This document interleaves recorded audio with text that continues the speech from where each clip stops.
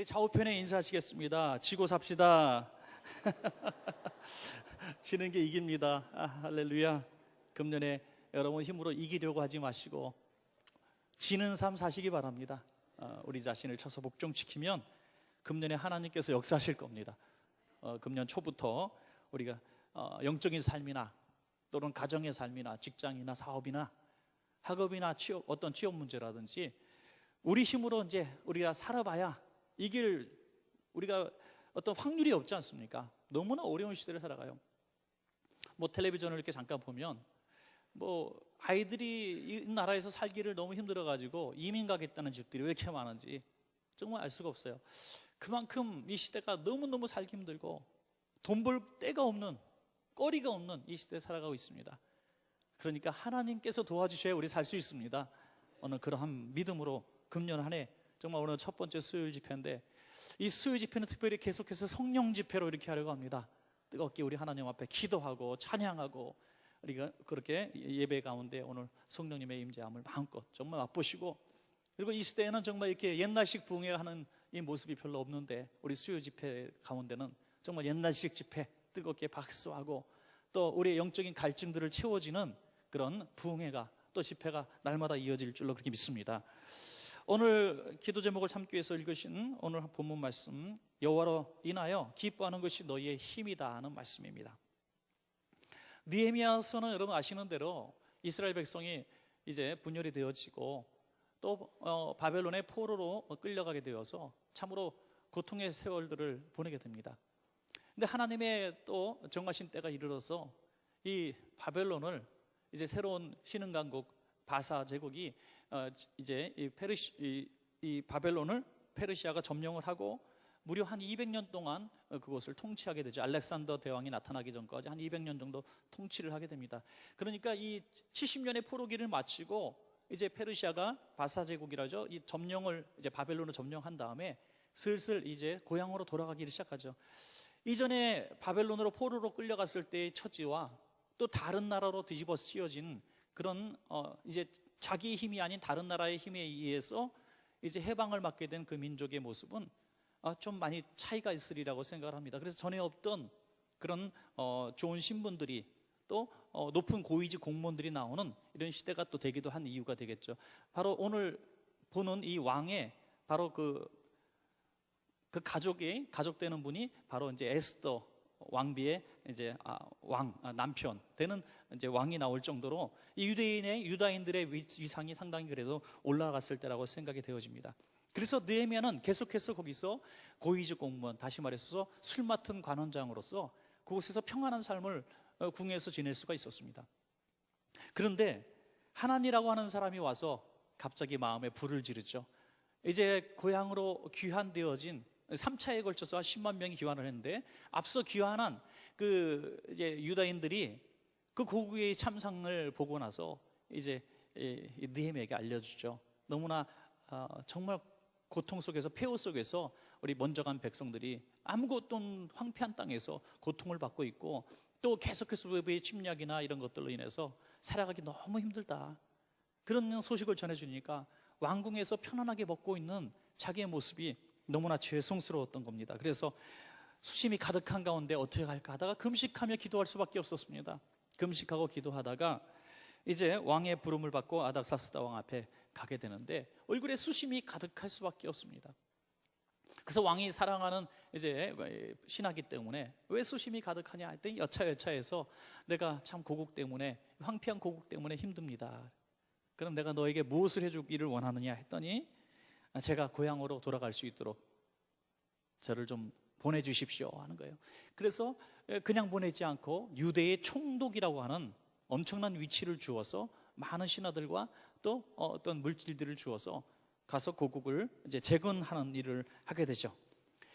얼마나 힘들었겠습니까? 우리가 느헤미야가 이제 성벽 재건하는 이런 얘기들은 우리가 이 성경을 통해서 많이 여러분들 상식적으로 배웠을 겁니다. 외부의 적들 또 내부에 다 지쳐버린 이 민족들을 잘 추스리면서 리더십을 발휘해서 이제 간신히 성벽 재건을 중단되는 이런 일들을 겪으면서 재건을 완성합니다.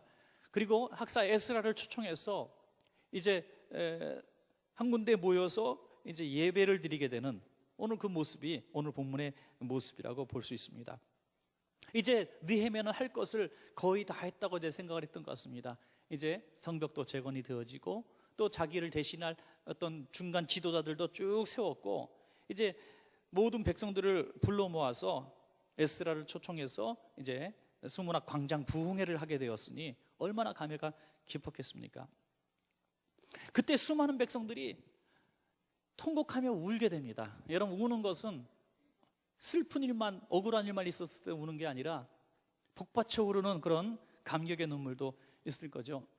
여기 올림픽 같은 거 하다 보면 메달을 딸 때 보면 막 펑펑펑 우는 사람이 뭐 있는데 그 우는 사람은 다 그렇게 얘기합니다. 고생한 것이 생각이 나서 운다 그래요. 너무너무 힘들었던 시절들이 생각이 나서 막 운다 그럽니다.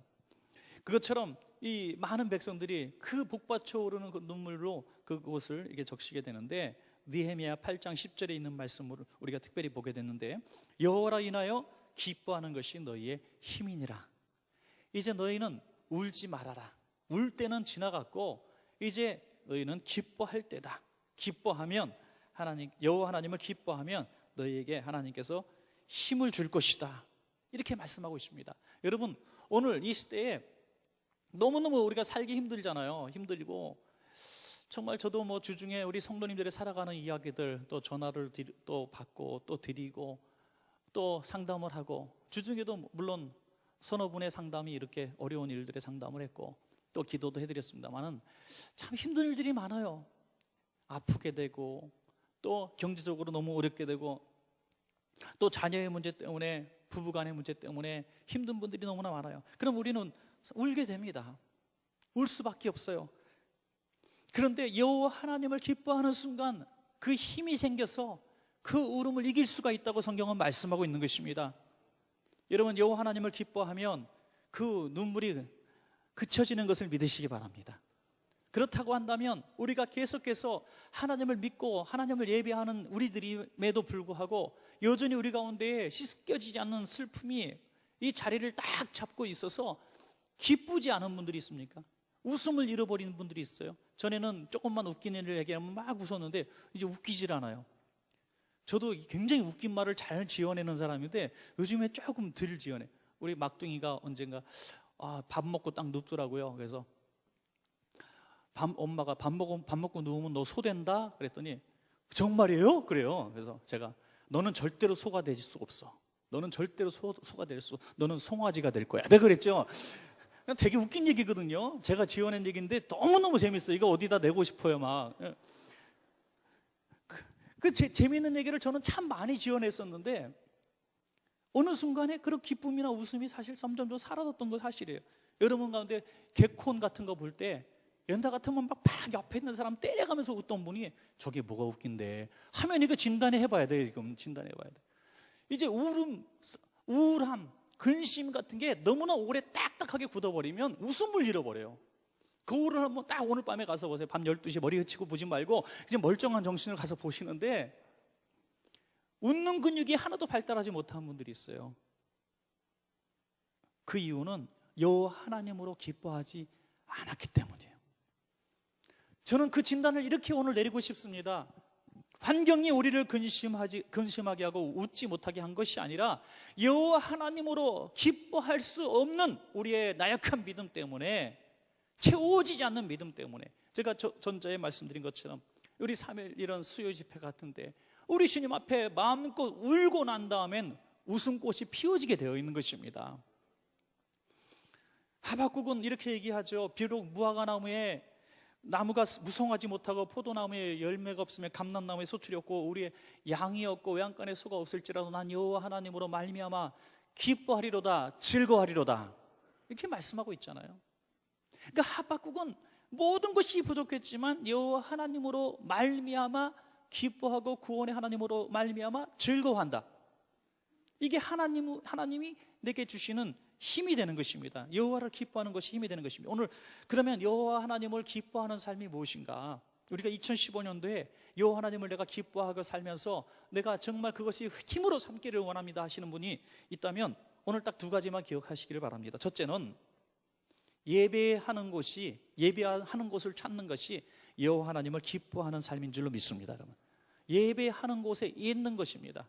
예배하는 곳을 사모하는 것입니다. 왜? 예배하는 곳에서 주님을 만나기 때문입니다. 여러분, 주님 만나기 가장 좋은 장소가 어디입니까? 예배하는 장소 아니겠습니까? 여러분, 1절에 보니까 이스라엘 자손이 자기들의 성읍에 거주하였더니 7째 달에 이르러 모든 백성이 일제히 수문 앞 광장에 모여 학사 에스라에게 여호와께서 이스라엘에게 명령하신 모세의 율법책을 가져오기를 청하매 모든 백성이 다 모였다. 왜? 말씀을 들으려고 모인 것입니다. 바벨론 포로 생활에서 꿈에 그리던 고국으로 이제 여러 차례 귀환을 걸쳐서 이렇게 왔습니다. 그렇게 예배하고 싶었고 그렇게 하나님의 말씀 듣고 싶었는데 정말 참으로 오랜만에 지금 학사 에스라를 초청해서 율법의 말씀을 들을 때 그 감격이라고 하는 것은 정말 말로 할 수 없었을 것입니다. 지난번에 북한 선교하시는 이상 목사님 오셔서 그런 말씀을 하셨는데, 우리는 뭐 잘 알고 있는 이야기인지도 모르겠습니다만 북한에 얼마나 참담합니까? 그 성경을 우리가 볼 수가 없고 구할 수도 없습니다. 그래서 많은 사람들이 방송을 듣고 성경을 이렇게 쓴다고 해요. 그래서 어떤 이제 남쪽으로 이렇게 들어온 사람이 방송국에다가 그런 부탁을 한 적이 있어요. 성경을 이렇게 낭독하는 프로그램을 좀 만들어라. 그리고 천천히 읽어달라고, 베껴 쓸 시간을. 그러니까 성경 극동방송에서 통해서 들을 때 손으로 베껴 쓰는 거 이렇게. 그러니까 전 천천히 읽어달라고, 그리고 성경만 좀 이렇게 읽은 시간을 좀 가졌으면 좋겠다. 그래서 그런 프로그램들을 만들고 하게 되는 것입니다. 구할 수 없으니까 그렇게 쓰는 거예요. 그거를 예배당에서 이렇게 낭독하거나 그 성경만 찬송을 크게 부르거나 주여 삼창하며 통성으로 기도한다고 하는 것은 정말 참으로 큰 감격의 시간이 아닐 수 없습니다. 온 백성이 그 수문 앞 광장에 어린아이로부터 남녀노소 불문하고 모여가지고 말을 알아들을 수 있는 모든 사람들이 모여서 하나님의 말씀을 들을 때에, 그래서 엄청난 은혜의 자리가 되었다고 하는 것입니다. 그때 그들은 모든 눈물이 닦여지고 영적인 힘이 샘솟듯 났을 것입니다. 로마서 10장 17절에 믿음은 들음에서 나며 들음은 그리스도의 말씀으로 말미암느니라 그랬습니다. 말씀이 여러분들에게 힘을 주는 것이지 누구의 상담이나 권면이 여러분에게 힘을 주는 것이 아닙니다. 지치고 피곤하고 외롭고 갈 길을 못 찾을 때 하나님의 말씀을 읽으시기 바랍니다.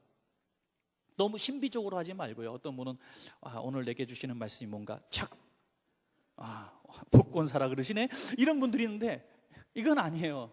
네, 너무 신비적으로 치면 안 되겠죠. 이렇게 하나님의 말씀을 이렇게 정해놓고 쭉 읽다가 보면 하나님이 강하게 내게 말씀하시는 그 부분이 있습니다.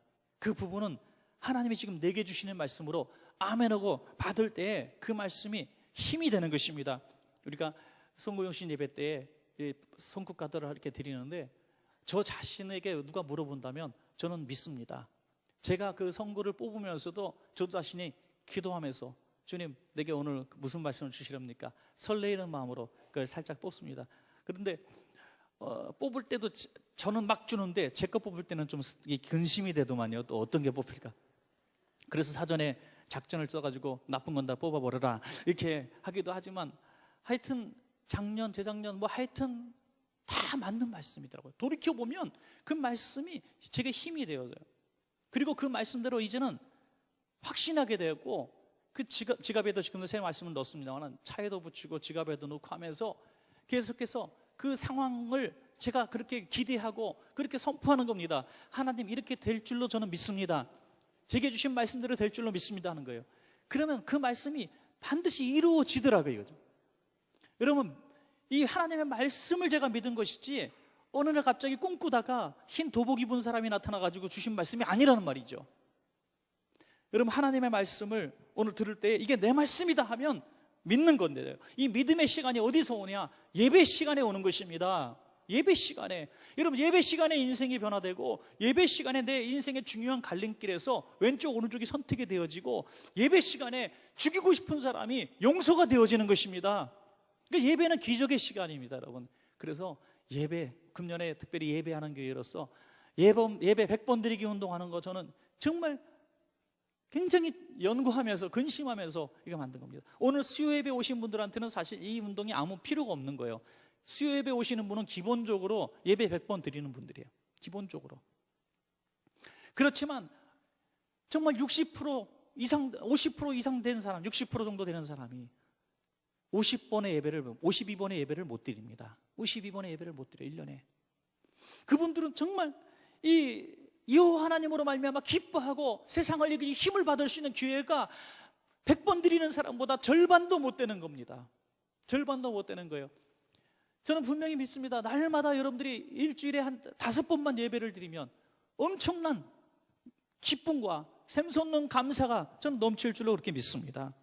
그래서 마귀는 계속해서 예배하는 장소에 가지 못하게 하는 겁니다. 히브리서 10장 25절에 모이기를 피하는 어떤 사람들의 습관과 같이 하지 말고 오직 권하여 그날이 가까움을 볼수록 더 그리하자. 그래서 예배에 자꾸 이렇게 오게 하는 게 얼마나 감사한 일이고 귀한 일인지 알 수 없습니다. 여러분, 예배에 오는 것이 너무나 설레고 즐겁고 기대가 되어지면 감사하시기 바랍니다. 예배 가는 것이 즐거워져야 돼요. 그래서 주일 낮 예배도 또 그런 생각을 하는 거예요. 예배 정말 나오기 고민하며 나오는 분들, 또 새신자들, 이런 분들이 주일날 와서 예배 시간이 너무너무 지루하지 않고 힘들지 않고 나름대로 재밌고 즐겁고 하는 부분들이 요소가 있어야 되겠다 하는 생각 떠는 그거예요. 물론 성령님께서 말씀을 통해서 사람을 변화시키지만 오고 참석하고 이곳에 앉기까지는 우리들의 노력이 필요한 것입니다. 그래서 어떻게 할까? 그런 고민들을 많이 하는 거예요. 그래서 재밌는 얘기도 목사가 이렇게 찾아가지고 한 번씩 또 말도 안 되는 개그도 하고, 그래서 예배 설교가 너무 지루하지 않게 하려고도 몸부림치고 그러는 거예요. 여러분, 오늘 내게 주시는 말씀이 무엇인가? 기대하고 말씀을 듣고 기대하고 예배를 하신다면 오늘 저와 여러분에게 세상을 이길 기쁨과 힘이 생길 줄로 믿습니다. 이분들은 보니까 오늘 몇 시간 예배 드렸냐면 6시간 정도 서서 말씀을 받았다고 했어요. 6시간을 딱 서가지고 말씀을, 지금도 어떤 교회 목사님들은 성경 봉독할 때 다 일어나십시오 하고 일어나서 말씀을 받게 합니다. 하나님께서 지금 내게 이 말씀을 주십니다 하는 의미가 있는 것이죠. 이 말씀을 서서 경건하게 내게 주시는 말씀으로 받을 때 어떻게 은혜가 되지 않겠습니까? 더구나 6시간씩이나 예배를 드릴 수 있는 이 태도, 이 자세, 이 예배야말로 여호와 하나님이 너무너무 기쁜 거예요. 만나시는 게 너무너무 기쁜 거예요. 여러분, 이 예배 시간 1시간이 참 어떻게 보면 굉장히 길더라고요. 그래서 우리 성도님들을 보니까 예배 1시간 10분에 딱 10분이나 1시간이나 1시간 10분에 딱 이게 이제 인식이 되어져 있어요. 그래서 1시간 딱 넘어가면 벌써 뇌에서 자극이 딱 와요. 이제 1시간 넘었구나. 누가 말 안 해도 딱 알아요. 제가 보니까 한계 수치가 1시간 반이더만요. 1시간 팍딱 넘어가면요 벌써 얼굴에 색깔이 혈색이 쫙 변해요. 불안한 표정들, 차 빼야 되는데 누구 만나야 되는데 그런 표정들이 쫙 얼굴에 역력하게 보입니다. 6시간 동안 앉아서 예배할 수 있다. 만약에 여러분 차 빼는 것 때문에 예배 시간에 끝나자마자 빨리 가 차 빼야 되는데 이런 부담감이 있는 분들은 다음 주부터 택시 타고 오시기 바랍니다. 정말이에요. 얼마나 소중한 시간이고 얼마나 귀한 시간인데 그 시간, 그 차 빼는 것 때문에 은혜 받는 데 집중하지 못한다면 이 손해는 말할 수 없이 큰 손해인 것입니다. 어떤 만남도 여러분들이 예배 끝나고 1시간 후에 만나기로 했다면 웬만하면 2시간 후에 만나기로 여러분 스케줄을 짜시기 바랍니다. 우리가 스스로 예배에 집중하고 예배에 깊이 들어갈 수 있도록 노력할 때 그 힘으로 우리가 일주일을 살아갈 수가 있는 것입니다. 오늘 2절에서 보니까 남녀노소를 막론하고 알아들을 만한 자 다 왔다 그랬어요. 이 얘기를 알아들을 수 있을까? 하나님의 말씀을 이해할 수 있을까? 그런 얘기 생각하지 마시고 말씀 듣는 자리 무조건 오십시오. 무조건 말씀을 들으십시오. 그러면 그 말씀 들은 힘이 여러분들에게 모든 슬픔을 물리치고 기쁨으로 변화시키는 힘이 될 줄로 믿습니다. 마지막 두 번째로 하나님의 말씀대로 사는 것이 여호와를 기뻐하는 것입니다. 예배와 삶이 연결되어져야 진짜 예배가 되는 것입니다. 오늘 백성들은 에스라가 전하는 하나님 말씀을 들으면서 어떻게 화답합니까? 아멘으로 화답합니다. 아멘, 아멘. 말씀이 끝날 때마다 아멘, 아멘. 그 말씀대로 이루어질 줄로 믿습니다 하는 거예요. 말씀대로 이루어질 줄로 믿습니다. 아멘, 아멘, 아멘. 그리고 그 아멘을 할 때에도 몸을 굽혀서 얼굴을 땅에 대었다 그랬어요. 얼굴을 땅에 대고 마치 세상에서 가장 강력한 제국의 황제 앞에 섰을 때 머리를 땅에다가 조아리는 것처럼 하나님의 말씀을 들을 때 땅바닥에다가 머리를 댄 겁니다. 에스라가 크게 설교한 것도 아니고 공격적으로 낭독한 것도 아닙니다. 하나님의 말씀을 읽어내려갔을 뿐인데 그들은 순간순간 성령께서 이끄신 대로 아멘 아멘 하며 땅에다가 머리를 대었던 것입니다. 고린도서 1장 20절 보니까 하나님의 약속은 얼마든지 그리스도 안에서 예가 되니 그런즉 그로 말미암아 우리가 아멘하여 하나님께 영광을 돌리느니라. 여러분, 이게 아멘이라는 것이, 우리 교회는 뭐 사실 아멘이 항상 드리는 말씀입니다만 집에 가서 이제 아멘들을 많이 하시는데, 이 아멘하고 억지로 유도하는 것이 참으로 옳지 않은 것 같아요, 사실은. 그래서 아멘 훈련이라든지 이런 말을 잘 하지 않는데, 이거 뭐 강사 기분 좋게 해주고 장단 맞추고 분위기 띄우려고 아멘하는 게 아닙니다. 아멘하면 하나님께 영광이 됩니다, 여러분. 하나님께 영광이 됩니다. 누구랑 대화를 나누는데 그 대화법에 의하면 제일 좋은 대화법은 뭐냐면, 그 사람이 말할 때 그 사람의 눈을 똑바로 쳐다보면서 호기심 어린 눈으로 눈을 깜빡깜빡깜빡 하면서 거기에 그럴듯한 얘기면 네, 그래요? 와우! 그러면서 듣는 거예요. 그러면요, 얘기하는 사람이 신이 나는 거예요. 이게 장단 맞추면 굉장히 기분이 좋거든요. 얘기하는데 자꾸 핸드폰 만지고 신문 보고 텔레비전 보고 코 풀고 막 그러면요, 이게 되겠어요? 무슨 이게 얼마나 소홀히 여기고 기분이 나쁘겠습니까? 하나님의 말씀이 선포되어질 때 아멘, 아멘으로 받을 때 하나님께서 기뻐하신다는 얘기입니다. 왜?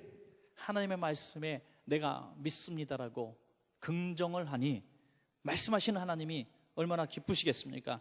요한복음 15장 7절에 너희가 내 안에 거하고 내 말이 너희 안에 거하면 무엇이든지 원하는 대로 구하라. 그리하면 이루리라. 할렐루야.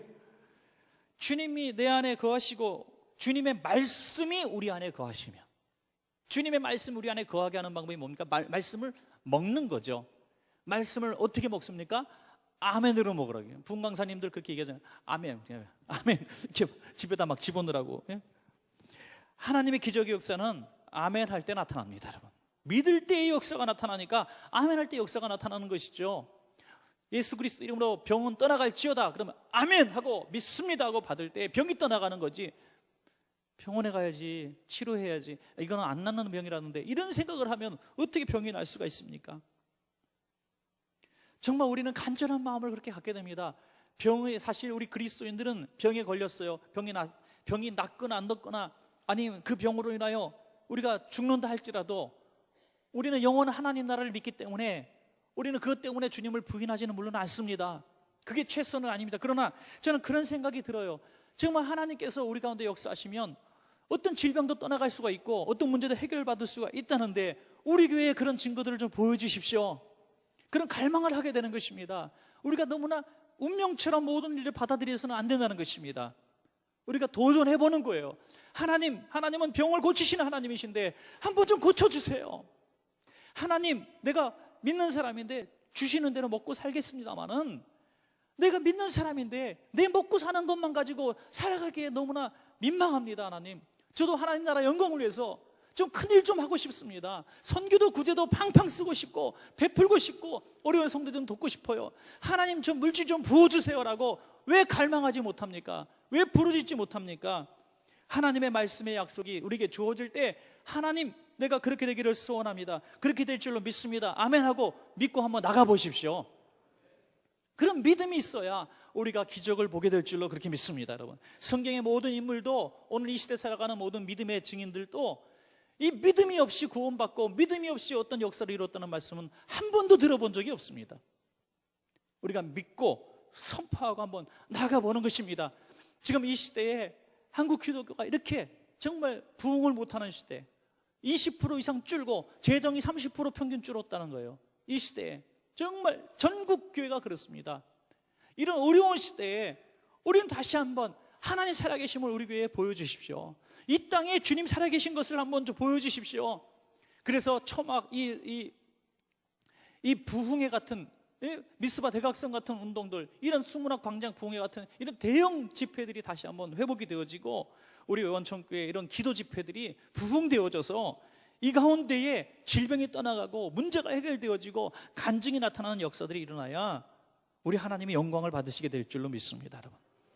이 아멘 할 때에 그들은 이 순종의 역사를 보여줍니다. 이 초막절에 대한 이 이야기의 말씀이 들려질 때 그게 뭡니까? 우리들은 노예 생활 70년, 그리고 적어도 지금 한 수십 년, 한 90년, 적어도 90년 이상 동안 지금 우리는 그걸 해본 적이 없는 거예요. 나라를 잃어버리고 그걸 해본 적이 없어요. 그게 뭡니까? 그랬더니 이렇게 우리 6월절의 은혜를 기억하는 거다. 초막을 짓고 그랬더니 그럼 우리 하겠습니다 해서 나가서 이제 감람나무, 종려나무 가지를 꺾어다가 집이다, 뜰이나 지붕 위에다가 또 성전 앞에다가 그것들을 만들어 놓은 거예요. 그리고 그 실천하기 시작하는 것입니다. 오랫동안 하지 않았던 생소한 일, 본 적도 없고 들은 적도 없었던 그 일들을 말씀이 하라니까 하는 겁니다, 여러분. 말씀이 하라니까 하는 거예요. 우리가 하나님의 말씀을 읽다가 누구의 말이 아니라 하나님이 주시는 말씀이라면 한번 원색적으로 말씀대로 한번 살아보는 것입니다, 여러분. 그럴 때에 이것이 우리 하나님을 기쁘시게 하는 것이고 이것이 우리 삶의 힘이 될 줄로 그렇게 믿습니다, 여러분. 성도들은 하나님의 전에 와서 예배 드린 후에 기쁨과 감사를 가지고 돌아가야 됩니다, 여러분. 오늘 너희는 너희 하나님 여호와의 성일이니 슬퍼하지 말며 울지 말라. 이제 너희는 가서 살찐 소를 잡고 단 것을 마실 때 예비하지 못한 자들이 있거든 가서 나눠주며 함께 기뻐하라. 그렇게 말씀하고 있는 것입니다. 그러면서 말씀하신 오늘 말씀의 제목처럼 여호와로 인하여 기뻐하는 것이 너희의 힘이 된다고 말씀하고 있는 것입니다. 여러분, 우리가 교회에 와서 회개하면서 울고 힘들어서 울고 서러워서 울고 피곤해서 울고 내가 힘이 없어서 답답해서 울고 하는 겁니다. 그냥 힘들어서 울면은요, 교회가 무슨 초상집이냐, 야, 너 믿음 없이 왜 울고 자빠졌냐, 이렇게 함부로 비난하고 함부로 조롱하는 말 할 필요 없어요. 교회 와서 그냥 넋두리도 하고 그냥 울기도 하고 잠깐 피곤하시면 그냥 침 흘리면서 잠깐 주무시기도 하시고 그러는 거죠. 뭐 인간이 약하니까 그런 거 아니겠어요? 그리고 주님 말씀 듣고 또 힘을 내고 찬송 부르다가 또 번쩍 깜짝 놀라가서 깨고 또 찬양 부르다가 또 기도하다가 또 피곤하면 또 졸다가 그러다가 돌아가더라도 우리 예배하고 주님 앞에 정말 이 말씀대로 내가 한번 살아보겠다는 이 마음으로 말씀을 듣고 돌아가면은 언제 울었느냐, 속이 시원해지며 돌아가는 역사가 일어난다고 하는 것입니다. 이것은 그냥 내 마음의 감정적인 해소를 하고 돌아가는 것이 아니라 여호와 하나님을 기뻐하게 되면 우리의 모든 눈물이 그쳐진다는 하나님 말씀대로 이루어지는 것입니다, 여러분. 그래서 교회는 기쁨 제작소, 기쁨을 만들어내는 공장이 되어야 되는 것입니다. 이번에 그 한 가지 얘기만 더 드리면, 여러분 영화 정말 요즘에 굉장히 사회적으로 굉장히 요즘에 소문이 무성한 그 국제시장이라는 영화가 있지 않습니까? 그 영화 보고 많은 사람들이 뭐 울기도 하는데 중년들 또 특별히 노년들은 많이 그걸 보면서 눈물을 많이 흘립니다. 저도 그 영화를 이제 보면서 참 많이 이렇게 예수님 만난 첫사랑, 예수님 처음 만난 그날 이후로 제일 많이 울었던 것 같은데 하여튼 눈물이 이렇게 막 나더라고요. 영화를 보면서 눈물을 이렇게 별로 우는 벽이 별로 없는데 이게 눈물이 쏙 나더라고요.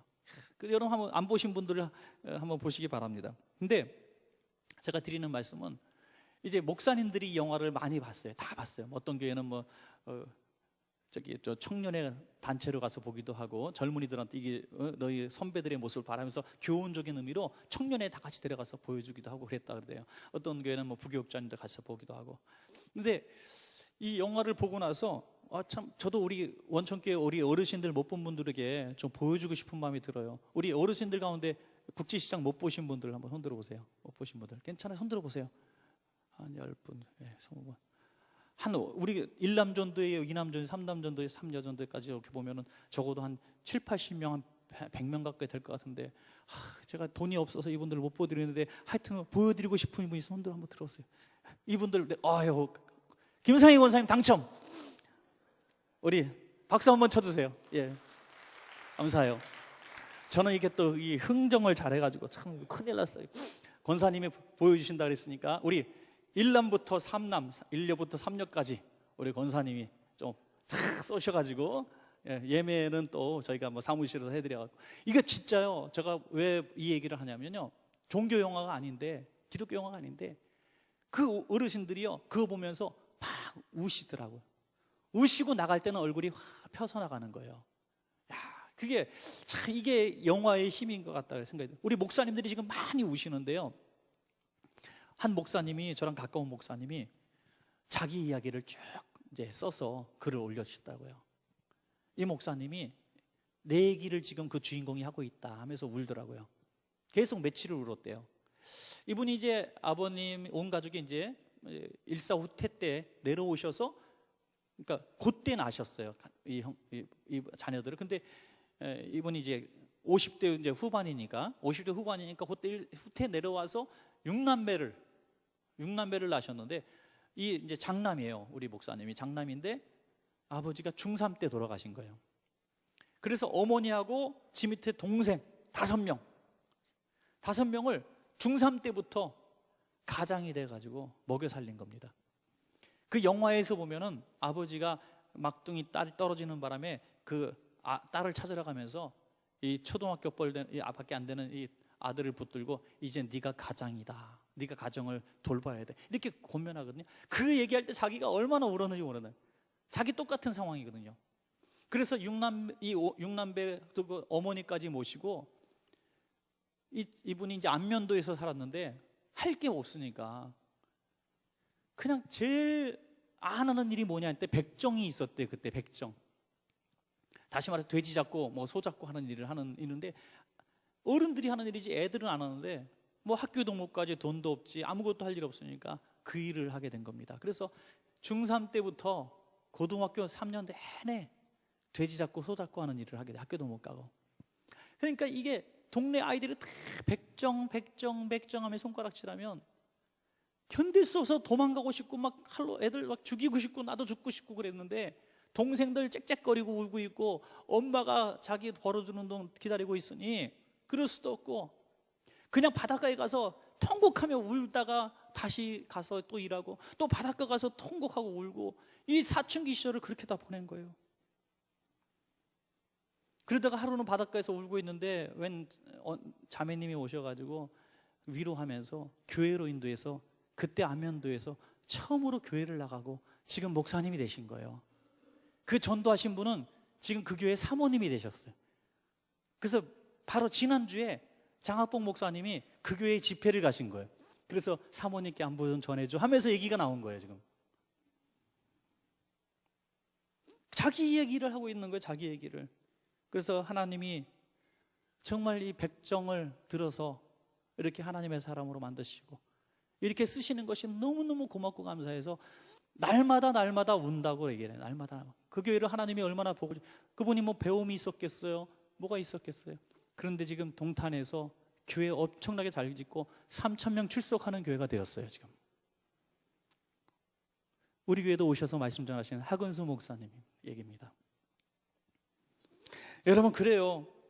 우리가 뒤돌아보면은 너무 서러운 일도 많고 억울한 일도 많아요. 요즘에 뉴스 보니까 그저께도 가장 하나가 생활고로 2딸과 아내를 죽이고 자기는 또 살았대. 신기한 인간이 다 있더라고요. 하여튼 세상 사람들은 절망의 벽에 부딪히면 한다는 짓이 결국 교자 그거예요. 묻고 때리고 죽이고 자기도 죽는 겁니다.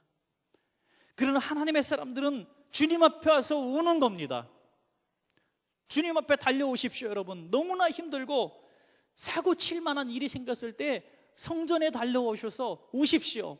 통곡하십시오. 그리고 주님 만나고 위로받고 눈물 닦고 돌아가시는 겁니다.